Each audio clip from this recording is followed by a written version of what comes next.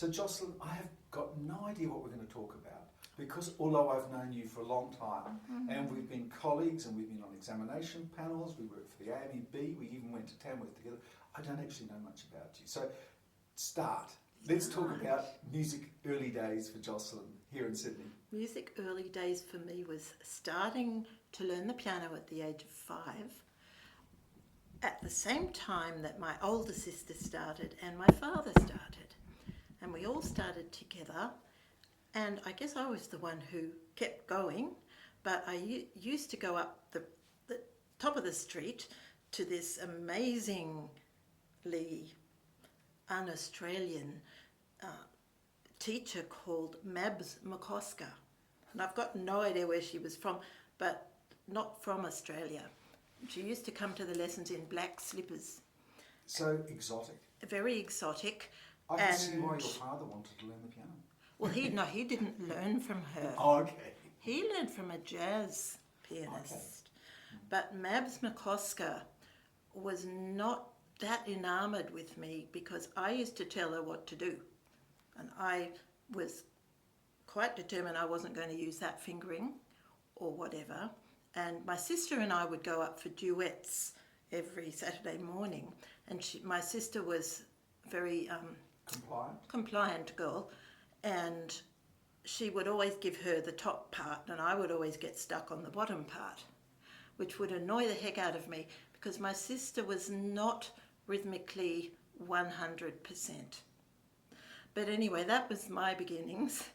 Flute-wise, I started learning the flute, I think it might have been year 4, at the local primary school from a clarinet teacher who was a teacher in the school who had a group of 6 of us. And I could just go along and sight read in the lessons because everyone else had no idea what they were doing. So I virtually didn't play the flute much. So were you kinder to your flute teacher, or did you give your teacher instructions as well? I probably slightly gave her instructions to some extent, but by then I was probably a little better moderated. And she taught me all sorts of things, including wrong fingerings and the old-fashioned smiling embouchure. Right. Which is a no-no. But actually, she was a clarinet player after all. Yes. I apologise on the behalf of the clarinet fraternity. And then going through high school, I changed piano teachers and found somebody who absolutely clicked with me, and I used to take days off school to go to her place. And we'd listen to all kinds of piano music and play together and so on and so forth, go to all sorts of concerts. Flute-wise, again, I was in the doldrums because in those days there weren't really so many really good flute teachers around. So it wasn't until year 11 that my mother discovered Michael Scott, who lived not too far away, who put me on track. Thank you, Michael. Yes, so thank you to Michael. And then I got Michael, of course, was the flute lecturer here at the Conservatorium for many years. He was, indeed. Then when it came to the end of school, and naturally I was going to do music, there wasn't really anything else I would do, and I auditioned randomly, because everything has always been somewhat random. I auditioned for the con on piano, and I was learning at that point from Nancy Salas, who was sort of the head piano teacher at the Conservatorium. And I auditioned for Sydney Uni on flute, randomly. I don't know quite why.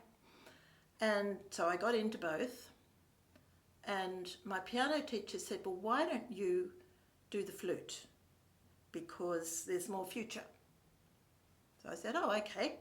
So I ended up at Sydney Uni doing flute performance, which was actually fabulous because they had the most marvellous and inspiring lecturers there, like Winsome Evans and Nicholas Routley and others, and probably got, dare I say, maybe a better musical all-round education.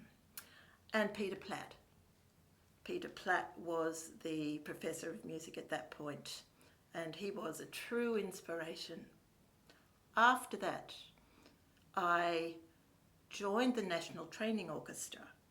So who were some of the other wind players in the orchestra at that time? Do you remember? In which orchestra? In the National Training Orchestra. Janet Webb was the other flute player. Who went on to become the principal flute in the Sydney Symphony Correct. Orchestra.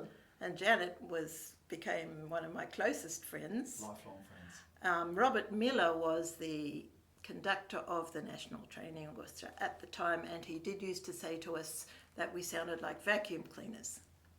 The flute players? The flute players. He was tough on us. Was a good thing, because it really prepared us for the real world. Because from there, I went on to play in the Tasmanian Symphony for about 6 months before I got a scholarship to go to Switzerland as principal flute, and I would have been about 21, maybe 22. And in those days, to be a young female principal player was like a target for conductors. It was very chauvinistic. So just such a good thing that I had Robert Miller before that. So you were prepared with your vacuum So I cleaner. was prepared. Yes. And then, so I went to Switzerland. I had my lovely scholarship, and I studied at the Conservatoire in Geneva, which was all in French, from a French flute virtuoso, Maxence Larieux, which was really good. I got a job in a small orchestra there called the Collegium Academicum.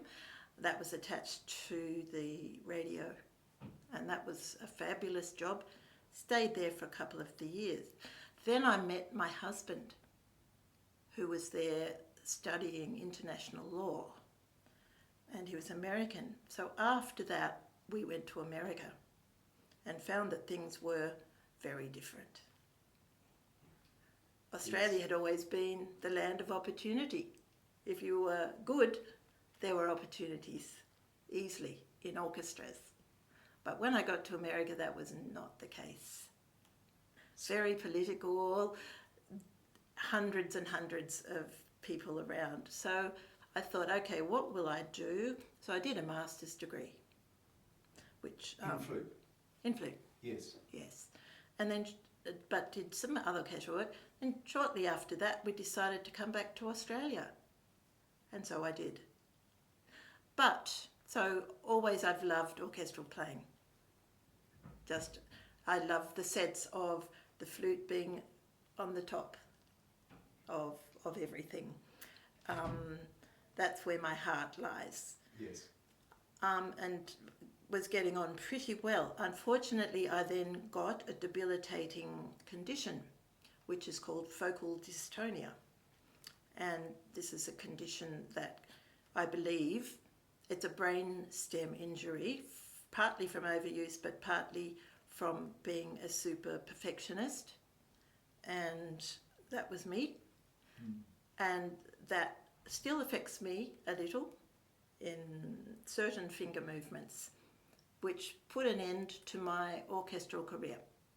Was that a really black time in your life? It was horrendous. But fortunately, looking back, I then went into teaching. I still did some playing, but I couldn't rely on being 100% secure within an orchestral context with some fingerings. It was okay, I got round it. But I then got the opportunity to do a lot of teaching, which I would say is my equal love to playing in an orchestra. But how wonderful you had the opportunity to play in an orchestra as well. Well, yes. Indeed. Yeah. Indeed. And so you're teaching, you have an incredible reputation as a teacher. Thank you. But And so do you. but so tell me how your teaching has sort of evolved over the time now. You've been teaching for quite a long time. So And you still seem as enthusiastic about it. Well, I am, because every student is a different challenge and a different reward. Some of them not so much of a reward, unfortunately. So where did that come from? Well, I've had lots of teachers and been to lots of master classes and this and that, and I do think studying the piano to a high level has been a huge asset. So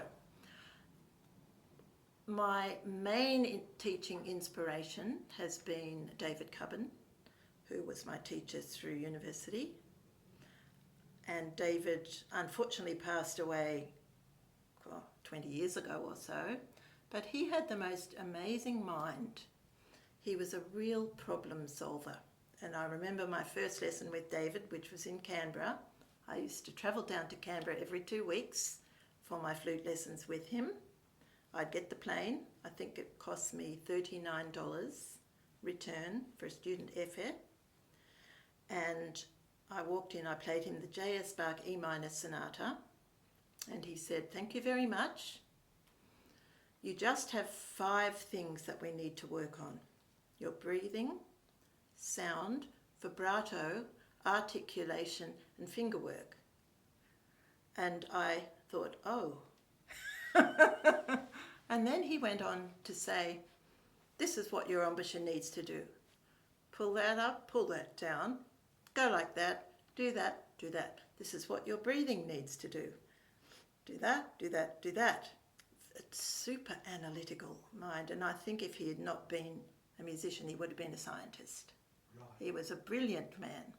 Not the most musically inspiring, but what I needed at the time. So I've definitely taken that away. The most musically inspiring, well, I've got a lot of input all over the place. Yes. From lots of different sources. I think from Michael Scott I got detail. Very strong on detail and on beauty. Margaret Crawford I did have some lessons from. What did I get from Margaret? A global approach to looking at interpretation. Passion. What did I get from Maxence Larieux? A very good insight into playing French music, detail of articulation, and perfectionism, because in his lessons, if you weren't close to perfect, you were out the door. He wouldn't tolerate anything less. So I worked and worked and worked. Can I ask you about this this teacher? That approach was a very useful one for you, but was he a kind man? At the time, not terribly kind, because I think looking back on it, he was going through some personal issues, perhaps a divorce or two, and so on. Because I have heard from others who studied from him that he was quite collegial and used to go out with his students, you know, en masse and stuff like that, but not when I was there. Right. The kindness came with the next group of teachers, who were the group of teachers in America. That was Robert Willoughby and Timothy Day, very musically inspiring people, and viewed you as more of a colleague, which I suppose I was at that time.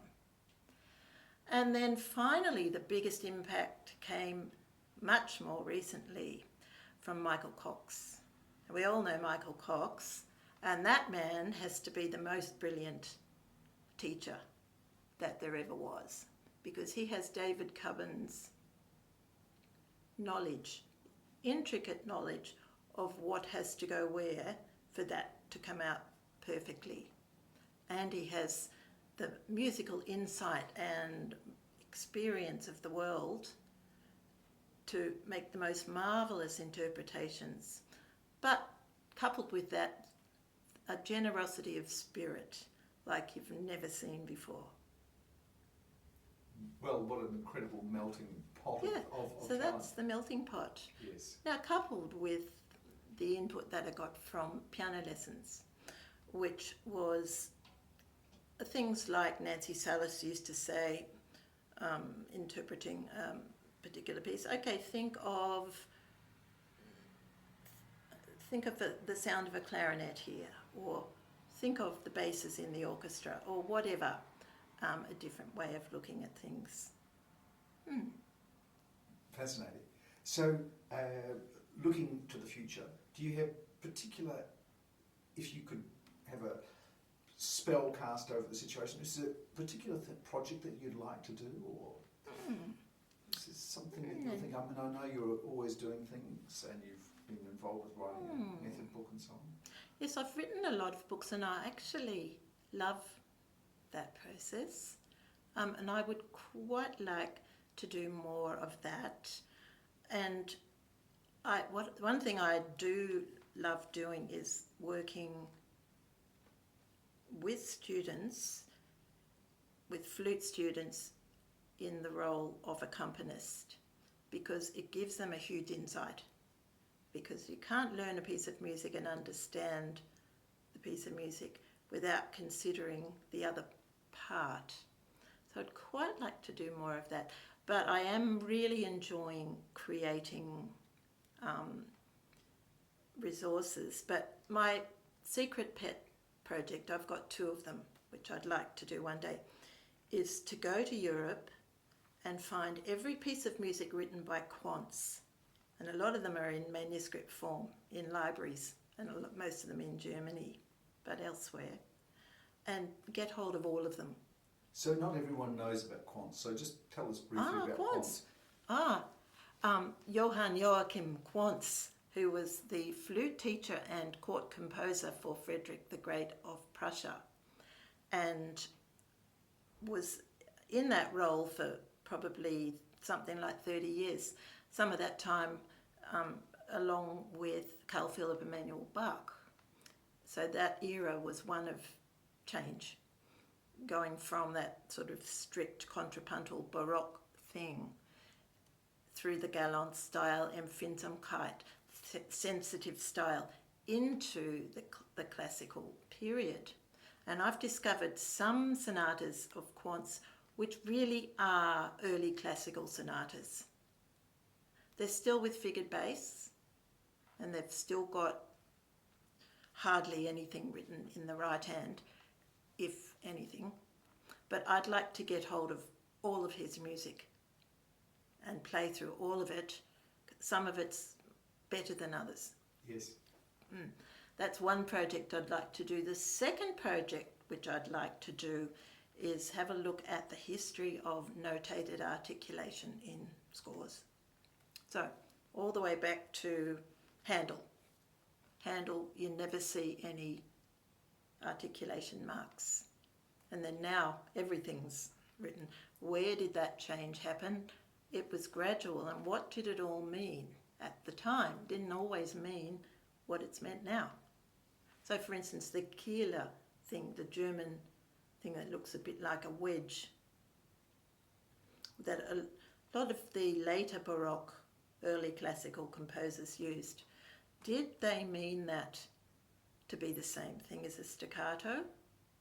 Some of them used it, but didn't use a dot. And that's quite an interesting, and I'd like to see,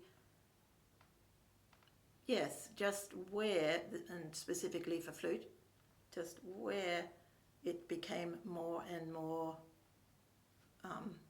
directed, and how that happened. It sounds as though you are going to be incredibly busy. Oh, I know, but someone needs to fund me really to do all that sort of thing. Okay. Yes. Unfortunately. Oh well. But I have looked into it a bit. Yes. I've sort of made some starts. But that's exciting, because it. It's very and exciting. that interest and excitement makes you a better teacher too. I think so. Yes. I would like to think so. I think I know so. Anyway, Jocelyn, thanks so much. That was terrific. Thank you.